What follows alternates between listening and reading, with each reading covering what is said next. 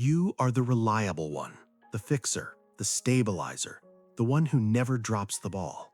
You hit every deadline, you manage every crisis, you solve problems before they even have a chance to escalate. People trust you, they depend on you, they lean on you when their own world feels unstable. And when someone asks how you're doing, you give the same answer you always give. I'm just busy. Or maybe, I'm fine. But if you were truly fine, your body wouldn't feel like this.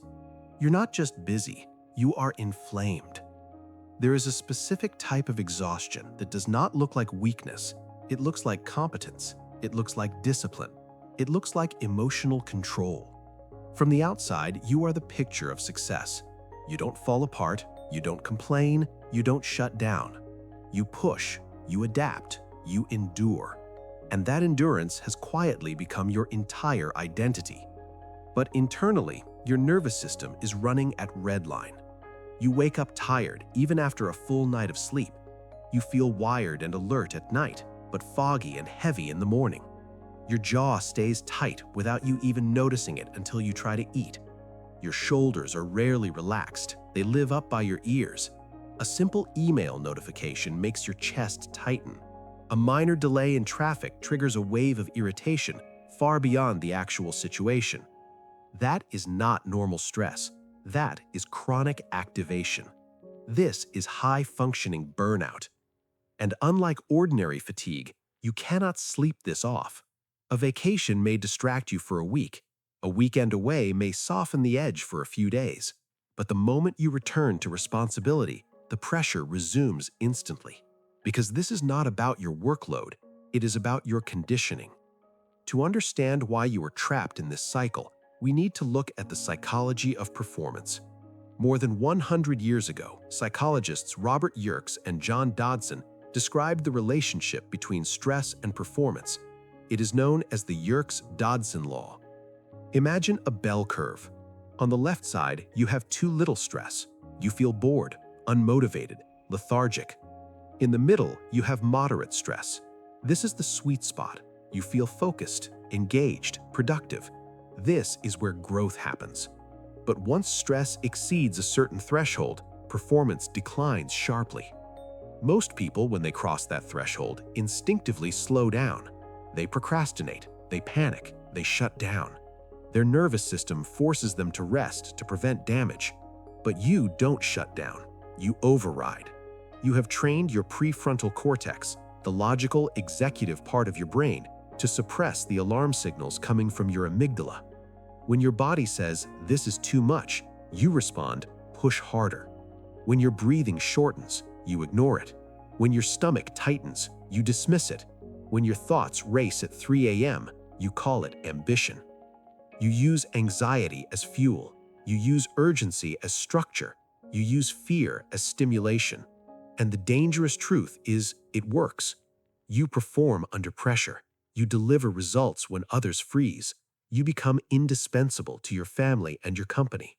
But there is a biological cost that you are paying in credit, and the bill is coming due. Stress researcher Bruce McEwen warned about something called allostatic load. Allostatic load is the cumulative wear and tear on a body that never fully powers down. It is what happens when the emergency response system is left on for years. Your stress hormones, like cortisol and adrenaline, remain chronically elevated. Your muscles stay partially contracted, bracing for a fight that never happens. Your sleep loses its depth, preventing physical repair. Your digestion becomes irregular because your body deprioritizes it to focus on survival. Your immune system becomes reactive, leading to inflammation. Over time, your baseline shifts. Tension starts to feel normal. Rest starts to feel unfamiliar. Calm starts to feel uncomfortable, even unsafe. It's like driving a high-performance engine at maximum RPM in first gear. The car moves, but the engine screams. Now bring this into your own life. Let's look at the reality of your day. It's 11:47 p.m. The house is finally quiet. Your laptop is open. You promised yourself you would stop working hours ago, but tomorrow already feels overwhelming. There's one more email, one more task, one more problem only you can solve. Your eyes burn, your shoulders ache, you're exhausted down to your bones, but stopping feels unsafe. Because if you stop, something might fall apart. If you stop, you might lose control. So you sacrifice tonight to protect tomorrow, and you call it responsibility. Your nervous system calls it a threat. Here's what most high performers never consider. Looking calm is metabolically expensive. It actually costs you energy to hide your stress. Stanford psychologist James Gross studied emotional suppression. In his experiments, participants were shown disturbing, visceral footage designed to trigger disgust and fear. One group was told to react naturally. If they wanted to cringe, they cringed. The other group was instructed to remain composed and expressionless, to keep a poker face. When researchers measured heart rate, blood pressure, and sympathetic activation, they found something shocking. The suppressed group, the ones who looked calm on the outside, showed significantly higher biological stress markers. Suppressing emotion required more biological energy than simply expressing it. Think about your last week. How many times did you say, "It's fine," when it absolutely wasn't? How many times did you swallow frustration in a meeting?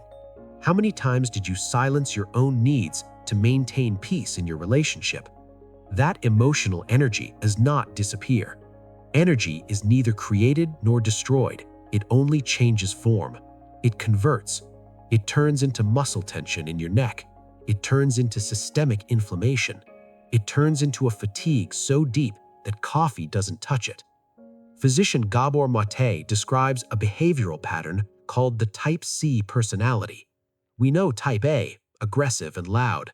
Type C is different, conflict avoidant, overly accommodating, self-suppressing, putting the needs of others above their own compulsively. These individuals are often praised in the workplace and in families for being cooperative, reliable, easy to work with, the nice one. But eventually, the body protests through migraines that take you out for days, through digestive distress like IBS, through autoimmune flare-ups, through burnout that feels cellular. You are not exhausted simply because you do too much. You are exhausted because you override too often. Your body does not care how composed you appear to your boss or your family. It only cares whether it feels safe. And right now, your nervous system behaves as if it is constantly being hunted. Sisters Emily and Amelia Nagoski, in their research on burnout, describe a critical concept called completing the stress cycle. In nature, the stress response has a beginning, a middle, and an end. When a gazelle escapes a lion, it doesn't just go back to grazing immediately. It shakes, it trembles, it exhales forcefully. It physically discharges the accumulated stress chemistry. Then, and only then, does it reset. But in modern life, your predators are invisible. Your predators are deadlines, expectations, financial pressure, difficult conversations, the ping of a smartphone. You do not run, you do not fight, you sit. You sit in traffic, you sit in meetings, you sit at dinner. You suppress, you endure. The stress response activates, dumping cortisol into your blood, but it never completes. You never get the all-clear signal. Incomplete stress becomes chronic stress, and chronic stress becomes identity.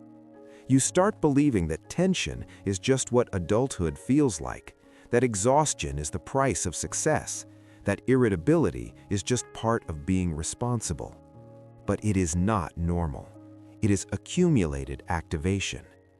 So how do you break the pattern? How do you signal safety to a brain that is wired for threat? Not through more discipline, not through better scheduling or a new planner. Your body does not respond to logic. It does not understand your reasoning. It responds to movement, breath, and sensation. If stress is physiological, recovery must also be physiological. You have to speak the language of the body. First, we use somatic shaking. This is exactly what animals do. When you feel that tightness rising, stand up, shake your hands vigorously, shake your arms, shake your legs, bounce gently on your heels for 60 seconds. It might feel ridiculous at first, but this mimics the natural discharge response of mammals. You are mechanically flushing the adrenaline out of your large muscle groups. You are telling your nervous system, the threat has been processed. We survived. Second, the primal push. This is for the anger and frustration you swallowed. Stand facing a wall. Plant your feet firmly on the ground. Place your hands on the wall and push into it with full effort for 10 seconds. Engage your chest, engage your shoulders, engage your core. Push as if you are moving a heavy object. Then release. Feel the drop in tension. You are engaging the fight muscles safely, completing the fight response without having to fight anyone. Third, the physiological sigh. This is the fastest way to slow a racing heart. 2 short inhales through the nose, 1 long, extended exhale through the mouth. Inhale, inhale, exhale. Repeat this 3 times.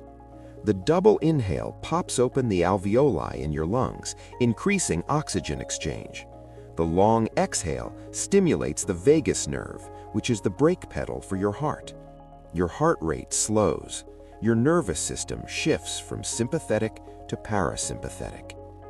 These are not productivity hacks. They are biological resets. They are ways of teaching your body that it is safe, even when the world is busy. Now here is the deeper truth you need to hear. A machine that runs at maximum capacity 100% of the time without recovery is not high functioning. It is malfunctioning. It is a broken machine. You were praised for endurance, for reliability, for never complaining. But endurance without regulation leads to collapse. Your anger is not weakness. It is information about a boundary that was crossed. Your exhaustion is not failure. It is feedback that you are running on empty. Your irritability is not a personality flaw. It is accumulated stress asking for release. Real strength is measured by how much you can carry before you break. It is measured by how well you can regulate, how honestly you can say no, how safely you can rest without guilt, how quickly you can return to calm after the storm. Stop proving how much you can endure. Start proving how well you can recover. Complete the cycle. Release the pressure, and instead of saying, "I'm fine," create the conditions where you actually are.